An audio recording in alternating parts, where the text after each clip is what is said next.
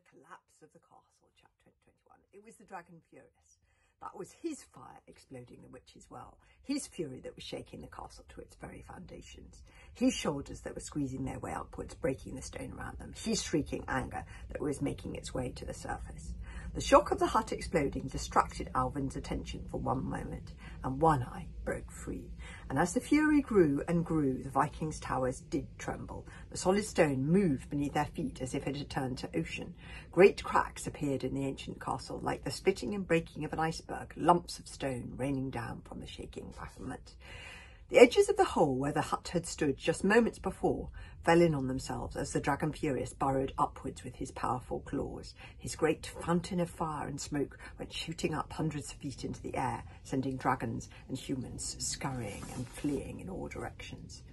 The gigantic creature's shoulders shook aside the stone as if it were water. His head burst through the gaping hole in the floor, and up he rose like a living earthquake, splaying one claw on the edge of the hole and heaving his body slowly upwards.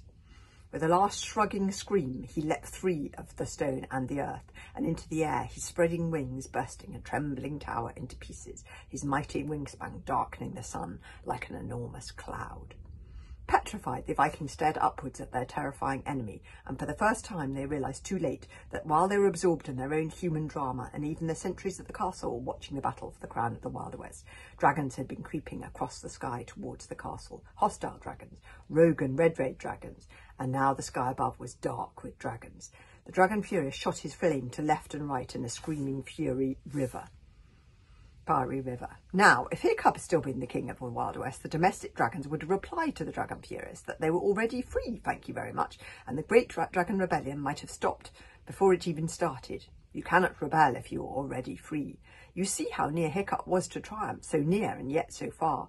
As it was, all around the castle, the dragons that had been quiet as cats became a nest of hissing serpents. Out sprang their claws, their teeth like knives, the hot fire flamed. The trumpeting came. "Rebel, brother dragons, rebel!" came the trumpeting tones of One Eye.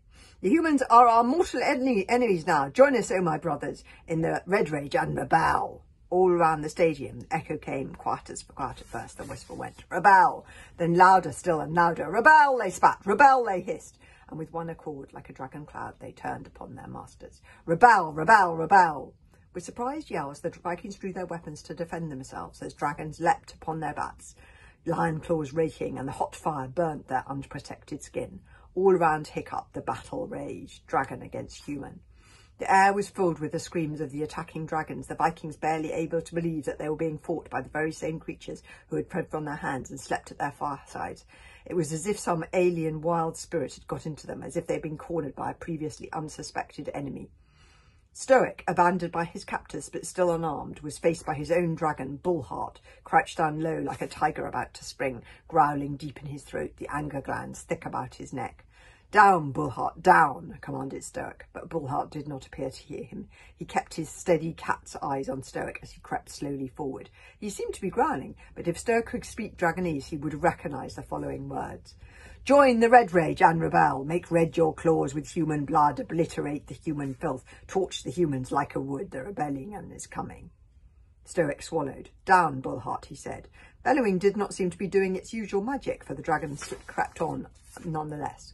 "Slake your thirst with human tears. Do not spare the human child. Incinerate the human pest. The dragon time is coming." "Down!" bellowed Stoic desperately, as with a mighty roar his old warhorse of a dragon leapt towards him, mouth agape, talons pointed, nostrils flaring, throat working to release the deadly fire. And all would not have gone well for Stoic if Viking arrows were not already flying through the air as the humans defended themselves, if one of those arrows had not pierced the leg of the charging Bullheart, felling him to the ground with a yowl of pain and fury. The castle was falling fast now. 3 of the towers were down. A 4th was tottering, and the dragons were attacking with such force and savagery, and the Vikings were so unprepared for the sudden onslaught of the castle that their defeat seemed inevitable. Here the flames scorching and wrecking, warriors fleeing with screams, firing their arrows over their shoulders. There the dragon Furious, breathtaking in his enormity, tearing up the armoury where some unfortunate Vikings had fled for shelter, or blasting the white warriors into the next world with a river of flame. All around, the roar of dragon and the sickening thud of axe blade or sword sinking into flesh. There was a constant rain of arrows, a steady drift of spears, and swords melted and twisted by the hail of fire.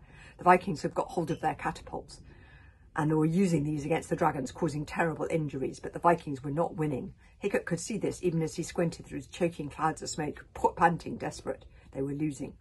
I can't let this happen, whispered Hickok. I can't let this happen. But what could he do? His hands were bound with rope. The castle was falling down. The dragons were killing the humans all around. What could he do?